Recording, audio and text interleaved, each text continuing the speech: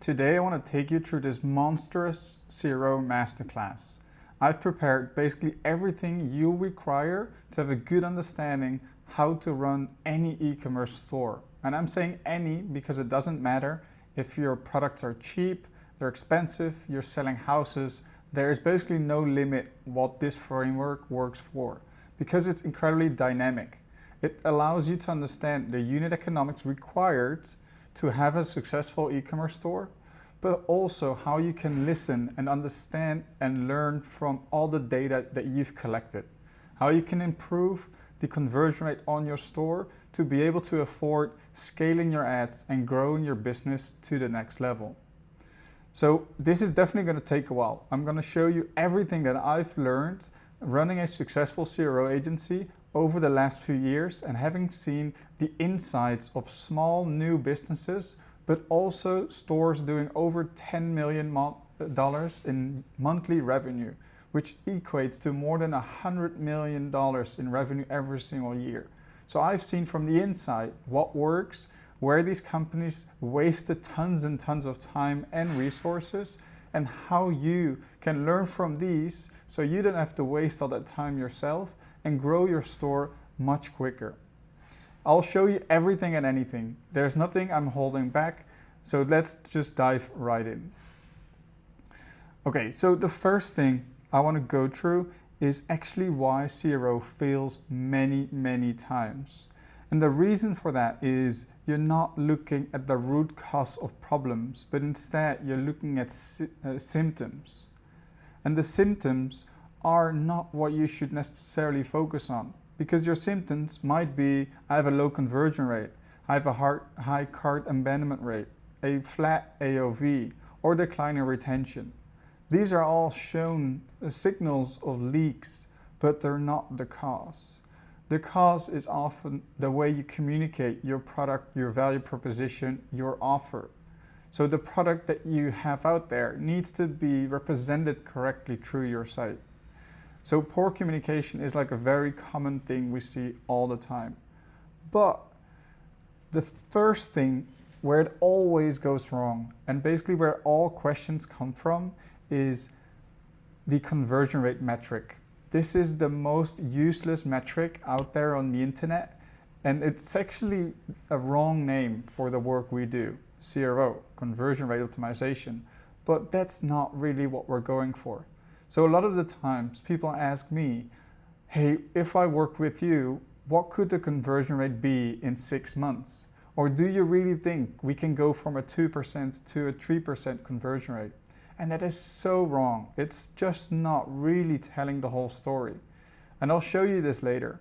But the conversion rate is just a dynamic metric in your whole business, and it doesn't tell the whole story. So one quick example I can already show you here. On this Shopify store, we can see that the sales have been growing, but the conversion rate has remained flat. Now, how is that possible? And that exactly tells the story I'm trying to show you. Because the conversion rate could go up, but when it goes up, you're making more money. You're not going to put that money on the bank or buy a Lamborghini, but instead you're going to invest it again in the ads. You're going to get more traffic. And the more traffic you get, the more customers are in there that are not your ideal customer. And therefore, it becomes harder to convert these customers that are not only in your street or in your city, but in your state or in your country. So they're much further away. They could definitely convert, but at a much lower rate. But we don't give a shit. It doesn't matter, because you brought in more customers, and these customers converted maybe at a lower rate or maybe at the same rate. So your revenue went up with more customers with a flat conversion rate. So here you can already see conversion rate is not necessarily what we're trying to focus on. What we're trying to focus on is improving the store that allows you to acquire more customers, because that costs money, and then convert these customers. So if your conversion rate is 5%, I honestly think it's bad, because you should have spent more on ads. And if you can't afford to spend more on ads with a 5% conversion rate, something with your unit economics isn't right. So you should be able to spend a ton of money more and bring it back to a normal 2 or 3%. But of course at a much bigger profit margin and bottom line. Okay, so what does actually matter? What actually matters, the first thing is not conversion rate, but the revenue per session, because that tells you the story of the average order value and the conversion rate. Because I can make all products much cheaper. I can give discounts, which will improve the conversion rate, but it lowers the average order value and therefore you eventually earn less. So then you cannot fuel your ad machine, right? So the mix of AOV and conversion rate together is basically the revenue per session or revenue per visitor. Now that is already a much better approach, but you also have products that have a very different profit margin because that's what you care about, right? What eventually gets into your pocket. So with a very quick formula, you can just calculate the profit per visitor. If you take the average order value minus your cost of goods sold times your conversion rate, you calculate how much profit is left before for each of the visitors. So now we have a really good understanding of what does it cost to acquire a customer and then what is it actually worth. And that specific number is what we're going to try to improve with conversion rate optimization. And if we run A/B tests, which we'll get into later, you can actually see the additional revenue generated from your tests. So there you can actually see the revenue coming into the business that you would have lost otherwise. And if you just look at the conversion rate on the whole site, there are so many metrics playing a role. Is it sunny outside? Are you spending more on ads? Did you waste money on the wrong campaigns? There are many factors that influence your conversion rate. But if you want to look at the performance of your store, then the revenue or profit per session is generally much better. Great. Let's move on. So now the single lens for every decision is, will this make each visitor more profitable? And that's what matters. Now in this system that I'm going to teach you today, I'm going to show you a few chapters. The first one is the Visitor P&L. What does it cost to acquire a customer and what does it actually generate in revenue and profit? I don't care what business you run, but if you get this right and you're able to manipulate all these numbers, you can run any online business. The second one is the Conversion Autopsy. So here we really try to figure out why users are not making a purchase. And it's called autopsy because if they don't make a customer, they're dead to us. And then we have to perform the autopsy to figure out what actually went wrong. Because you're acquiring customers and they all cost money, but only 2% converts. They make the revenue that you need to pay for the other 98%. Now the third one is the unlock method. Here we prioritize, design and launch winning tests. And CRO is not just about improving the conversion rate or AOV or whatever metric, but it's also about the way of thinking to build a flywheel that helps you test quicker and quicker. And that is kind of the loop that we'll go into afterwards. So if you really nail down the first three, then the fourth thing you need to do is spit out as many tests and improvements as you can make to really go to the next level. Great. The table is set. Now let's get into the first chapter. We have quite a bit to go through, so let's just get started. Now on the Visitor P&L, you need to know your numbers. It's almost what Mr. Wonderful always says on Shark Tank. You need to know the numbers as a business owner, but also if you run a funnel, because it tells you where the problem is and what to fix. So every P&L has a cost side and a revenue side. So the cost side looks at the traffic acquisition, right? It costs money to acquire customers. If you don't pay for it, you probably get way less customers and your business isn't moving fast enough. You need to figure out how to run ads profitably or how to spend money on marketing and make the money back. Cost of goods sold, fulfillment costs, and then of course you also have products that are being returned. You need to look at all these numbers. Now on the revenue side, you have, as before mentioned, conversion rate, average order value, repeat purchases, and lifetime value. the cost side is often much smaller than the revenue side because you want to make a profit. So that is a very important thing to understand, because the traffic acquisition, we're talking about pennies, right? It might cost 20 cents to get a click, 50 cents, a dollar, but the revenue side could be like 100 times higher. So the average order value is the amount someone pays on average on an order. And you want this to be as high as possible. On your site, you want to build a system that allows customers to spend more, right? Bundles, upsells, subscriptions, anything that helps to increase the average order value. And then we also have the conversion rate. Of course, it needs to be optimized. It needs to be easy to understand what you're selling, what is in it for me, and how much does it cost. That flow needs to be very efficient. And then we have repeat customers. This is the bloodline of every business, because it really defines the lifetime value. And that is, what is a customer worth to me in their whole entire lifetime? Because when you acquire a customer, and after they make their very first sale, you know who they are, you might know what they're interested in, and then you need to make sure that you squeeze the lemon dry. You need to increase this as much as possible so you can actually afford the acquisition cost. We'll get into this later, but it's very, very crucial. You want to be the one that generates the most revenue from that single click, way more than your competition does. So there are 3 levers, right? Conversion rate, AOV, and lifetime value. If you're able to nail all these 3, you're very well on track. Now, let's go into building your own P&L. You can collect data from GA4 or Shopify Analytics, your ads manager, your bookkeeping, returns and funds from Shopify, and the lifetime value reports. Now, I got an example here. If we look at this scenario, we have a few of these numbers. They're fairly average. For a week levers, we can see there's a lifetime value of $54. A normal way of looking at it is that you acquire a customer for 1/3 of what it's worth. So if it's 54, your max cost per acquisition cost would be $18. Now, depending on what industry you're in, this might be very high, this might be very low.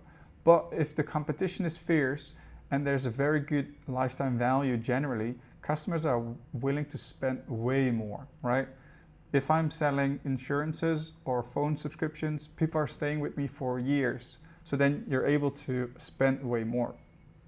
Now, if we do a little bit better in conversion rate, AOV, and lifetime value, the gross lifetime value has changed to almost $200. Now we can spend $65. So let's say your competition is using these numbers, their cost per acquisition is way lower than yours. So you can spend way more, acquire the customer a lot easier, and kind of take their lunch. And then of course you also have an exceptional scenario which can spend even more. So these numbers really affect how quickly you can scale your business. If you can spend more, you acquire the customer, and therefore you steal them from your competition. And you make a lot more money when there are customers coming in way more. Now let's have a look at one of these P&Ls. So if we look per visitor, we can see here a gross revenue of $2.66. We have some cost of goods sold, almost 80 cents. Then there's a gross profit left of $1.8 per visitor. We have some more costs to acquire a customer, 54 cents, fulfillment, 22 cents. Some of the products are being returned, 12 cents. We have a net profit per visitor of 1.09. Now, if we acquire a customer and they come back frequently, we can get a repeat purchase gross profit of 3.60. That adds up to $4.69 per visitor. Now, as you can see, this number, let's round it up to $5, is way higher than your traffic acquisition cost, right? 20 times higher, 10 times higher, almost. So improving your ads performance is definitely important, but you might improve it with 5%, 10%, 20%, and this number will change. It's a small number, so it will change less as well. But if you look at the lifetime value, the number is bigger. So if you're able to improve that number, the results will be much bigger, right? So often focusing on the lifetime value, making sure you acquire customers cheaply as possible, but then make sure they stay forever, it doesn't compare to the amount of uplift you can possibly get on the acquisition side. It's pennies. Now, if we look at customers on 50,000 sessions, it adds up, right, to more than 200,000. Now, if we take an example where this all has been improved, the lifetime value per month or the total profit could increase to 400,000. So it's double from what we had originally. And that's kind of the name of the game. You need to improve these numbers and it will astronomically improve the business. And that is really CRO. You figure out the cost of all these things, you improve it, and it really changes the numbers much more than anything else. An improvement of 5% means 5% more revenue. An improvement of 5% on your ads isn't equal to 5% more revenue. Okay, so all these numbers basically come from your very basic reports. Everybody can come up with some examples like this. So again, you often don't need more traffic. You need a better economy per visitor. If you're able to make all these numbers, if they are making sense, the traffic acquisition becomes very easy. Because if you want 1 million users next month, it's done. You just connect your credit card on Meta, Google Ads, and they will send you the traffic. Don't worry about it. But can you afford the traffic? That's the second question. And good businesses can afford very high cost per clicks and very high cost per acquisition numbers.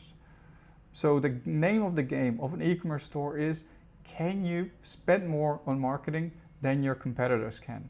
And you can only do that if your post-click experience is much better. You have a high lifetime value, a high AOV, and a high conversion rate. And that is why most businesses would love a subscription business, because it improves the lifetime value. Now, enough said about all the numbers. That I think gives a very good grasp of how Chapter 1 works, the Visitor P&L. Okay, next. Now let's look at the Conversion Autopsy. Let's see what kills the conversions on your site. So this is actually the very good and interesting part. Now, you can't diagnose before you prescribe. And you can't understand something before you've measured or even defined it. So there's a very strict process you need to go through every single time to understand why users are leaving, where they're leaving, and what is it that I need to do to improve the performance of my funnel. This is basically where all the matching happens, and it's in the research phase. Everything else that comes after that is just an effect of all the hard work we do here. And every site is different as well. So you cannot necessarily follow best practices that worked on a completely different site. I've tested the same test on every site, and they don't always win. So every site is different, and the research phase really helps you understand your customers, your business, your product, and everything you need to improve your funnel. Now the first thing here is the page hierarchy by leverage. Not all pages are equal. So the important page you should always start improving is the actual product page. And ideally on mobile, because most people are on mobile, and above the fold, because people don't scroll. And it's the very first thing people see. So this way you can understand what you need to do first. So start with the product page above the fold. Then the checkout, the cart, the collection page, and lastly the home page. You can see this in your GA4 or Shopify data too. Most people will see your product pages, and definitely when they are making a evaluation if they're going to purchase. And the collection page, the home page, could be anyone who visits those, and they're just trying to grasp if this is for them. But on the product page, people are actually understanding and evaluating your product. So that's where you need to start. These people after that go to cart and checkout, and therefore those are very important. Collection page, home page, they're less important, but if you're testing things anyway, why not improve performance there too? Now, to have a good understanding of how the psychology works of the customer and to evaluate your own business without looking at the data, there are quite some models out there that kind of teach you what to look for. And these are often models tested on many different sites, used by experts in every industry. And they are basically your formula or your bloodline to understand where you should put your focus on. Because the data tells you often where things are wrong, right? So GA4 tells you a high percentage of users dropping off on the cart step, but it doesn't tell you what's wrong or what to change. So you still need to go into the page and identify what is wrong. So there are two models I want to explain you, and these are both very, very powerful. The first one is the lift model. It looks at 6 different forces that are required for a customer to feel at ease, to understand the business, and to actually make that purchase. This is basically divided in 3 different groups. The first one is what drives up your conversion rate, and that contains your value proposition and the relevance. Now let's start with the first one. The value proposition is probably one of the most important ones and where it goes wrong all the time. And it's a very simple thing to do, and it's just describing what is in it for them. A lot of clients, a lot of businesses want to put their branding in the wording and their imagery, but it's very distracting. And instead, just say what's in it for me. I don't care about your proprietary technology or about your unique design. How does that help me? What does the product contain that makes my life better? Because eventually, if I give you $50, I want more than $50 back in value, right? So what is that value? And you need to make sure you communicate this very, very clearly. And as we saw earlier, on the product page above the fold, most important real estate on your site. So this is where you should start sharing the value proposition right away. So to actually give you a simple test is just adding 3 bullet points above the fold right below the price or the title of your product that shares the value proposition. This could be anything, but make sure you communicate this very clearly in a short 4 or 5 word sentence. And of course you can make it look nice with icons and coloring, but keep it simple. It's not about the branding, it's about the value proposition. So this really tells people, why should I make this purchase today? What is in it for me? And why are you the one selling it to me and not someone else? The second one is relevance. And the relevance is something that needs to match the pre-click experience of the customer. So if you run ads on Meta, the wording, the messaging on the ad needs to be similar to your product page, right? So if we run tests, we can actually always see a very different performance between each of the traffic sources. Now, of course, their intent is very different, but that is kind of the story. If I'm scrolling on Facebook or on Instagram and I click an ad, I might not know that much about the product or the industry or the market yet. So the way I need to learn what you're selling is very different. Instead, when I Google something, I already have an intent and I probably already know what it is, otherwise I wouldn't Google it, and I click your link. So I need to be educated less. I might already know what kind of the value proposition is, or I might already know the company, and that's completely different. So it really helps to understand the differences in the acquisition channel and the relevance. So an interesting test we often run too is looking at the ad that's being used and making sure that matches with the landing page. So you can very easily run a test only visible for Facebook users, and you just include the information that's already shared on the actual ad. So this way the experience becomes one instead of 2 completely different ones. Now, there are other things that must be right, and this is clarity and urgency. So clarity is basically what it says. The page needs to be clear. And a simple test you can run here is to see or ask your mom or whoever to look at the page for just 5 seconds and then close the computer and then ask, what is it that we're selling? What is it that makes us unique, and why should you make a purchase here? Because that is the time it takes for someone to evaluate your page. And if you don't perform well, they will leave and buy somewhere else. So the clarity is super important, and often the design distracts you from understanding what the site is actually about. So this is also why some of the bigger pages are just white. For example, Google search result or Trivago, vacation rentals. It's white, it's simple, it doesn't distract you. It doesn't add branding, but it definitely helps people make the sale today. Now, the last one is urgency. And the urgency basically consists of internal urgency and external urgency. So the internal one is basically the problem that I have and the urgency to solve it, which is also why it's always a good thing on your landing pages, on your product pages, to repeat the problems your customers experience. And that is why this research phase is so important, because you need to really understand the hopes, the dreams, the stresses of your customers. What keeps them up at night? What makes them feel good? And that is kind of the urgency you need to communicate, because they come to your page because they have a problem. And you need to make sure that your solution solves their problem. So by repeating that, it provides more clarity and they understand everything better. Now the external urgency is where you tell them, hey, we have a sale ending next week, or hey, we only have 2 products in stock. Make sure that they're real, because of course otherwise you lose trust, which is kind of an important thing too.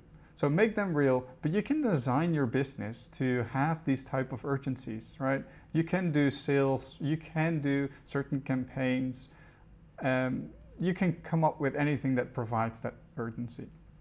Now, there are 2 more that help you drag down the performance. The first one is anxiety. Trust, as I mentioned earlier, is super important, and you need to make sure that people trust you with their credit card, because eventually that is what you have to do, right? And I've come to many sites where I just don't trust the page and I leave. I don't trust the way they would treat my information. I don't trust that they can deliver on the product, and therefore I'm not making the sale. So with anxiety, you need to make sure you're a reputable brand, but also that you've done what you sell already a million times, right? That's why social proof is so important. Show happy faces, testimonials, videos, anything that helps the customer understand your business and that you can actually deliver on what you promise. Now, lastly is distraction. There's a famous example, right? Where they had, like, in a supermarket, they let people taste 10 different gems, and then they can choose which one they want to purchase. When they offer 10 different jars, very few people made that purchase. But when they only had 2, the conversion rate went up significantly. And it's the same on your funnel. If people are distracted on what to do next, you lose them. If you sell multiple things on the same page and you have tons of links and pop-ups and everything, people are distracted and they lose their attention. So you need to simplify things. You need to remove the distraction. And you need to make it very clear. What is it that you sell? What is it that they need to do? And this is where you need to click. So often shorter pages do actually better than very long pages, just because people otherwise keep learning and learning and learning, and there is no clear ending. They're distracted with everything that you offer.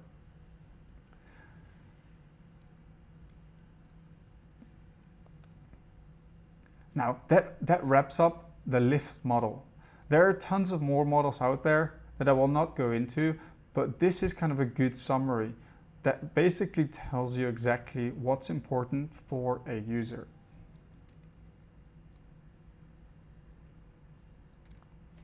Now let's move on to the next one, Fogg behavioral model. I'll keep this one a bit shorter, but basically what this is about is people come to your store and they can still fail to make that purchase, right? So there are 3 things that need to be happening for someone with the motivation to make a purchase to actually come true. Now, one of them is motivation. They need to have the motivation to actually want to solve their problem. And there's actually another model that says that motivation is the most important thing in the whole funnel. And that kind of that tells you what your conversion rate will be. And the motivation actually happens before you even come to the site. So I've seen stores that sell something incredibly unique. Their conversion rate is often like 4, 5, 6%, very high, just because there's no other place to go to.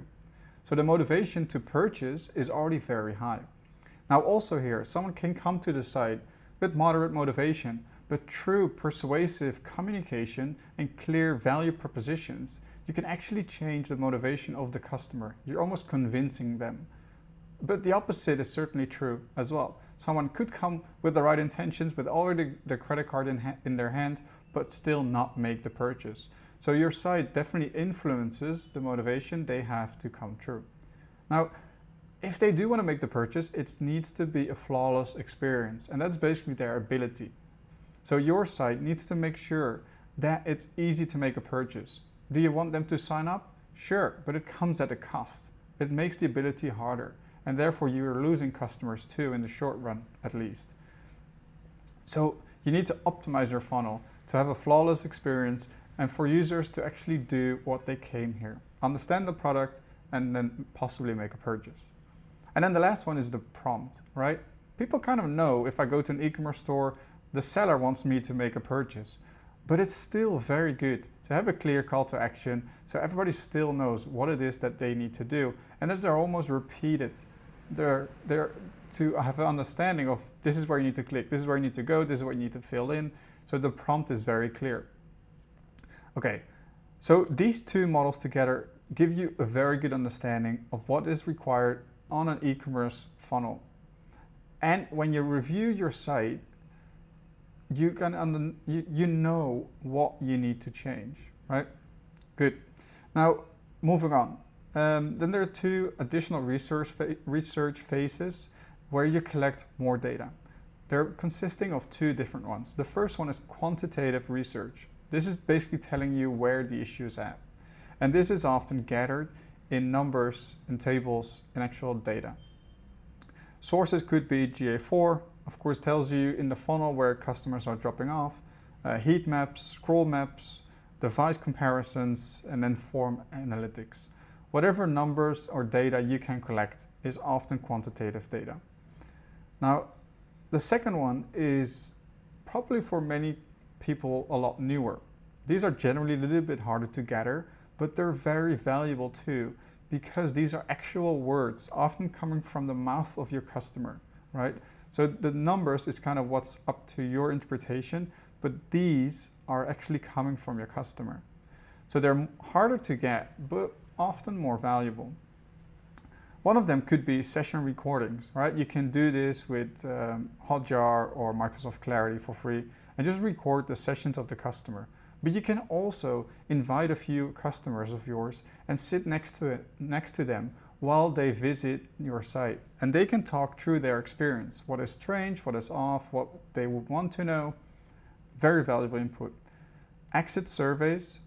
So whenever someone leaves your site, or whenever you see someone struggling on the site, you can have a little pop-up and ask them, hey, why didn't you make the purchase? Or how would you rate your experience from 1 to 5? Often good to start with a very simple opening question. And if they answer, then you come up with a second question where they can fill in a form. Just one question. And that gives very good information. And you can set up triggers that only show this to customers that are already like for 1 minute or 2 minutes on a page, which often shows that they are struggling, right? So this way you don't affect users that are moving quickly, that already know what they need to do, and you can only show it to the relevant customers that also have more likely something interesting to share with you.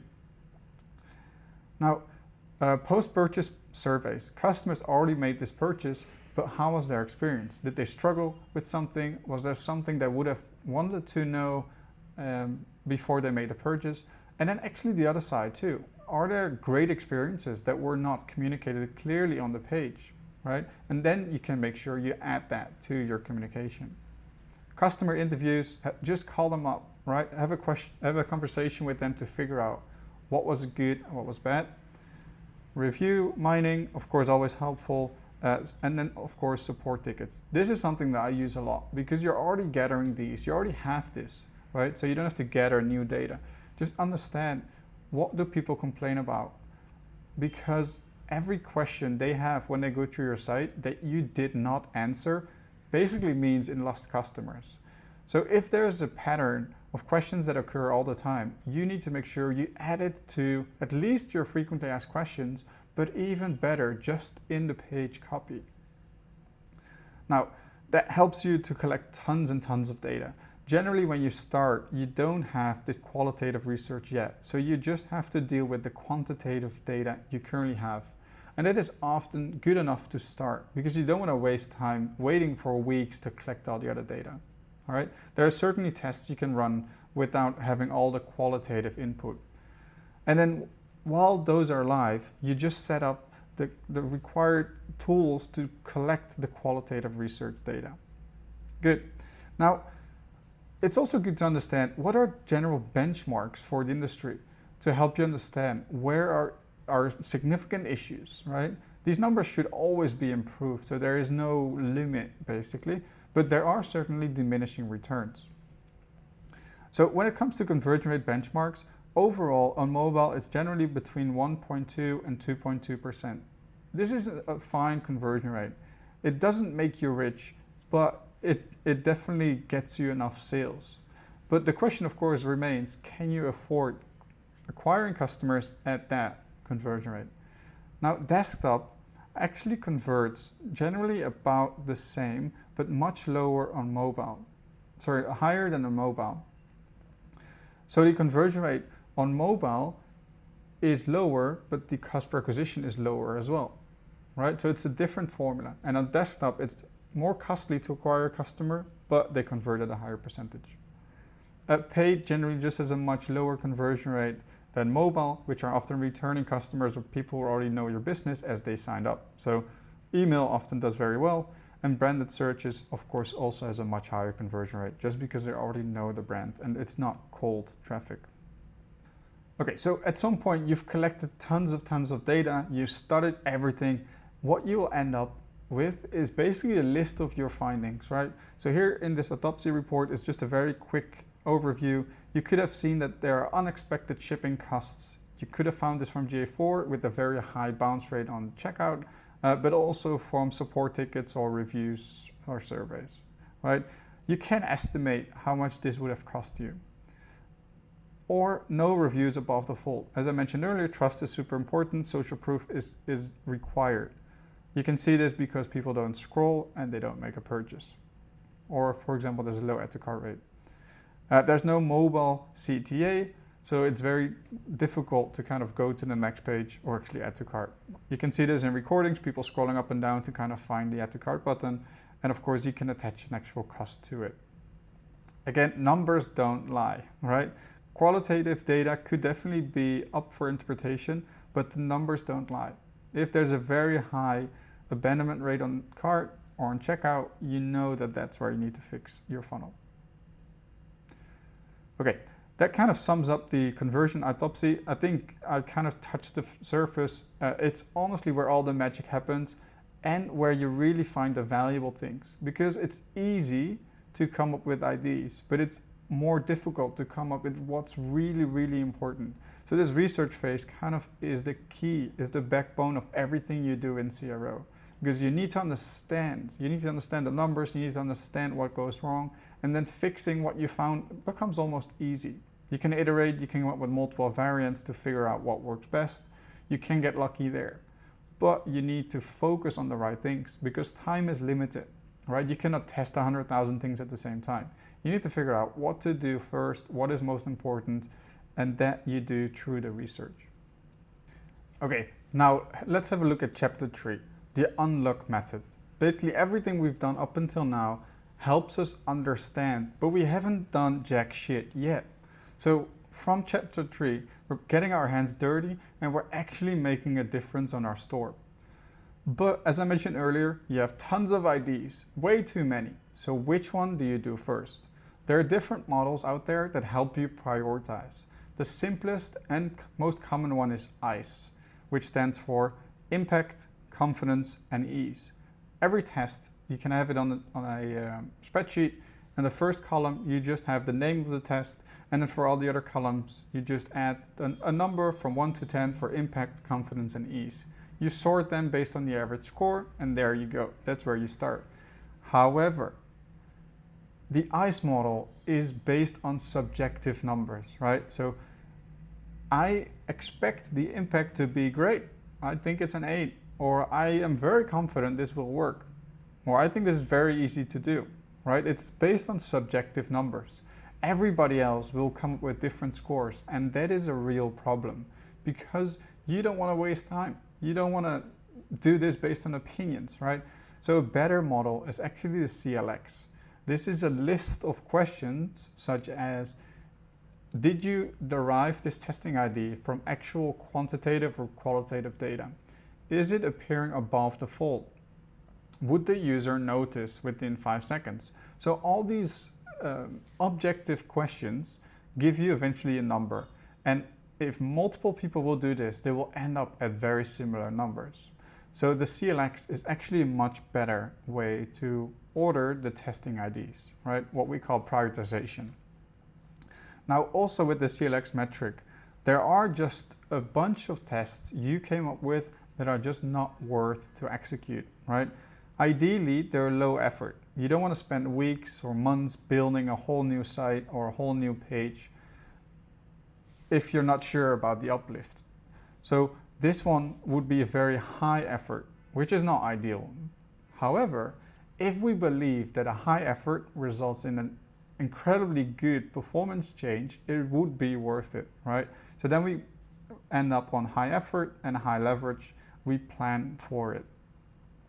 It takes more time, right? So let's say we would run this out in a month.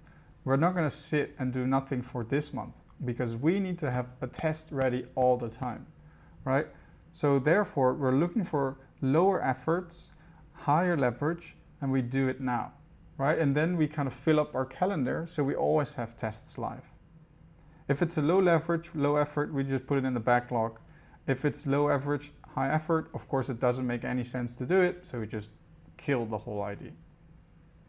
Now, that should help you make a plan, make a roadmap, and kind of organize it within the team. Next, you want to design for winning variants, right? And after running many tests, there's just a red line kind of showing that there are just a lot of tests a waste of time. And you want to focus on the ones that really make a difference. When I started out, I tried to build a test on the home page, on the product page, a collection page, all these pages, because I didn't want to run too many tests on the same page. So this way I can run way more tests at the same time. I guess the idea is great, but like half of those tests did nothing. It's way better idea to just run 4 tests on the product page. I just said it, it's just easier. And the other ones are often just taking up space and resources and time. But it's much better to just run multiple tests at the same time on the product page, as long as they don't interfere with each other, of course, and they're all the different hypotheses. But it's really where the money is made. Good. So other things you can look at is mobile first.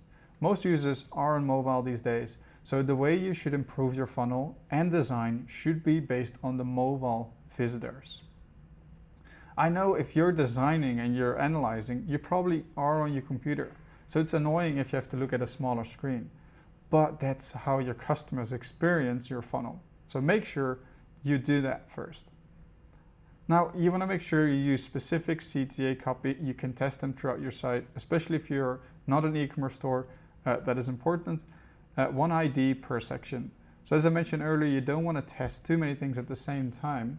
Actually, not even more than 1 if it's in the same section. Because one test might do very well, but the other one might not do very well, and then the numbers are basically influencing each other. So therefore it's good to just keep them completely separate and test different hypotheses. Once a test fails, it's not a big problem because you just come up with a new variant that solves that same problem. And that is why our research is so important. You figure out the problems and the solution is just a bunch of tests, and one of them will stick better than the other one. And if it wins, you come up with another one to do it even better. But the problems always stay. until basically you get distracted with another problem appearing that needs your attention first. But it's important to come up with one ID per section so you really can focus on that specific problem. Now, I already mentioned this a few times, the hero section, either mobile or desktop, is prime real estate. That is where you want to put all your attention first. And then we have this 10x communication test. And I think this is just great before you run any test. The idea here is that you're asking the customer to pay something, but they're only doing that if the value add is above that. But you don't want to be a little bit better, right? You don't want it to be up for discussion or interpretation of the customer. You want to make sure that the way you communicate your value proposition is just 10 times better than the price the customer has to pay. Often it's called a $100 million offer or a Godfather offer, but you need to make sure that your product is so good, there's just no question about it. Okay, next. So there are a few power levers that you can use in your testing, right? Often when we don't know what to do, humans look at others to see what they do and then we copy it. This is not like a personality trait, it's just normal human behavior. Everybody does it. And we all know reviews just work exactly because of that. If others have purchased it and they're happy, there's a very good chance I will be happy too.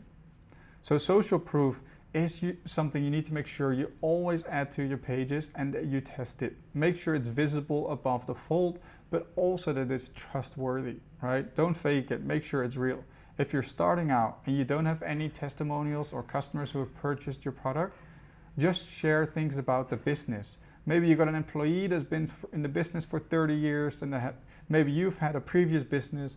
You can be real and you can come up with things to show social proof. The other one could also just be have videos or images on your site that show customers walking in the store, show some physical business you have, show your expertise, whatever it might be. Scarcity. Again, we already touched on this a little bit earlier, but scarcity also just works. If there's not much left, we all want it way more, right? So that is something you can definitely test as well. Also here, keep it real. Now, authority. One thing that, for example, SEO and Google really looks at, what makes you the authority in the space? And so does the customer, because they can just go to Amazon, type in your product, find 20 different options that are often way cheaper. So why do you have the authority that I should purchase with you? And you can communicate this with sharing information about you, about the business, how many products you've sold, why you are different from your competitors. So often an interesting way of doing it is just add a comparison table. Share you, your competitors, and then the market. So this way you kind of put it into perspective. You have to highlight why you're different.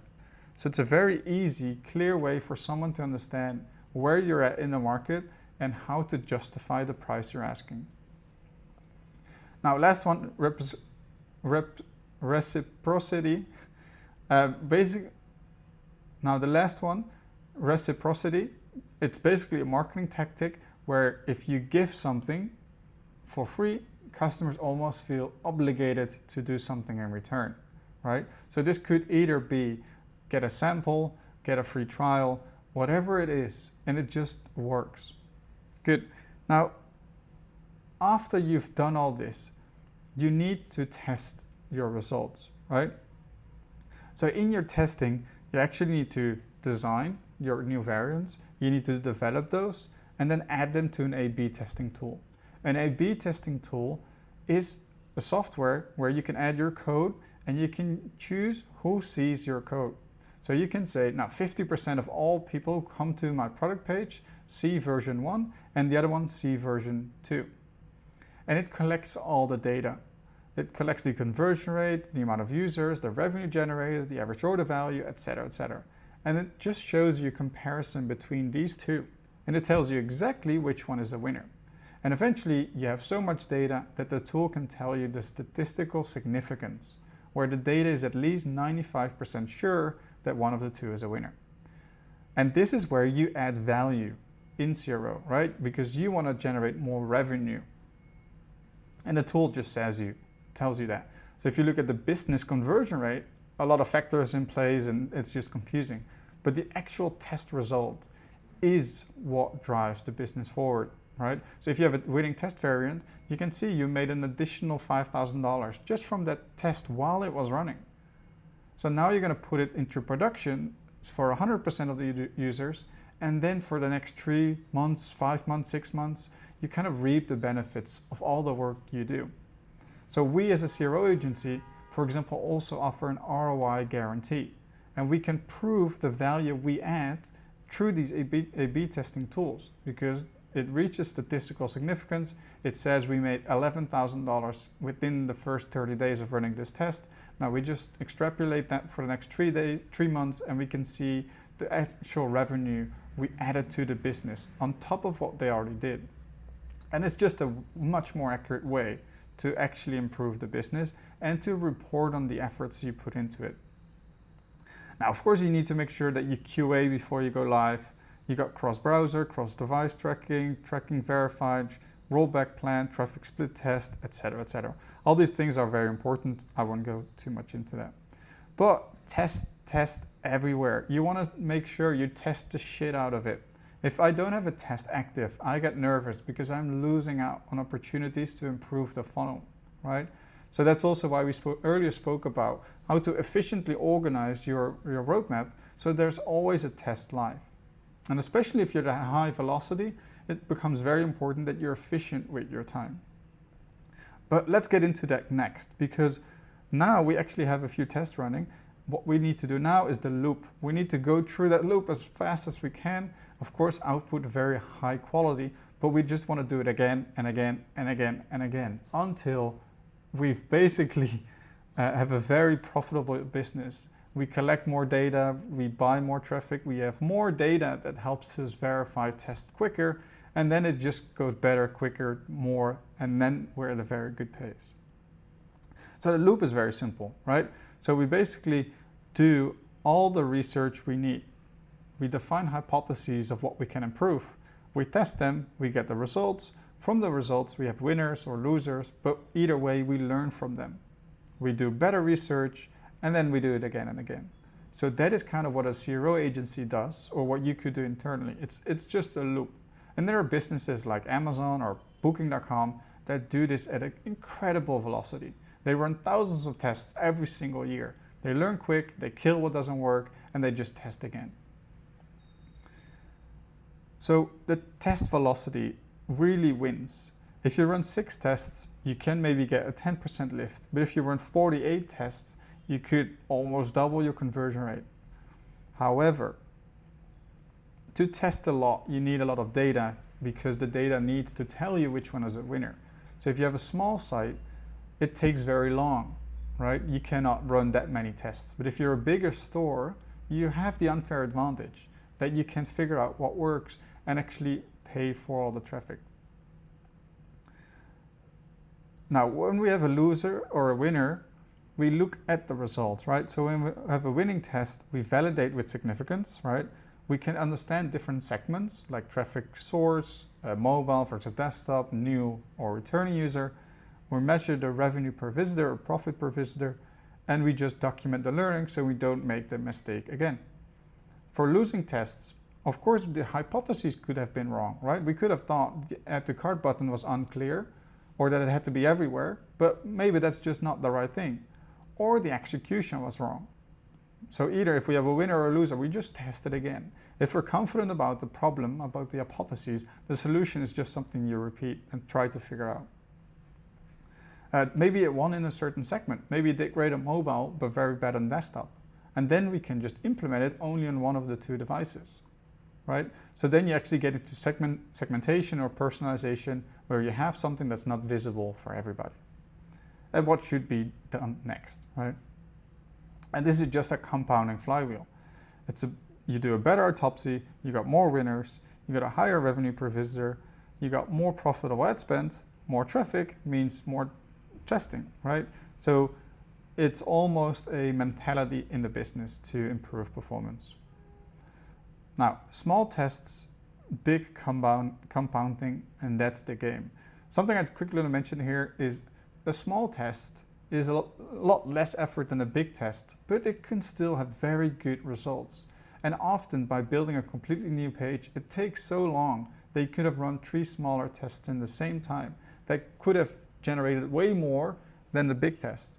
And the big test can also fail, right? So you can spend a month building that whole page or funnel, but eventually it just fails and then you wasted all that time. So especially if you have a lot of traffic, small incremental growth is probably better than big swings that could fail more than half of the time. And again, do not underestimate the power of compound interest. It's just so good, and it's the same for CRO, right? Small 5% improvements adds up when you got 5. Okay, I think there you got it. It's a whole hidden revenue system, and especially if you're on e-commerce, you collect tons of data. And then this is the flywheel you kind of have to go through. So I hope this was very helpful for you to improve your e-commerce funnel. Of course, if you got questions, if you want me to dive deeper into one of these chapters, or you got any other ideas, definitely let me know down below in the comments, and I'll probably make a deep dive into each of these chapters and show you the behind the scenes of these tools, of me auditing one of these sites. If you have an e-commerce store yourself and you think this is all a lot of work, because it is, and you want to have someone else who have already run more than hundreds of tests and know what works kind of help you jump forward, then you can also reach out to us and we can see if we would be a good fit to work together. Thanks.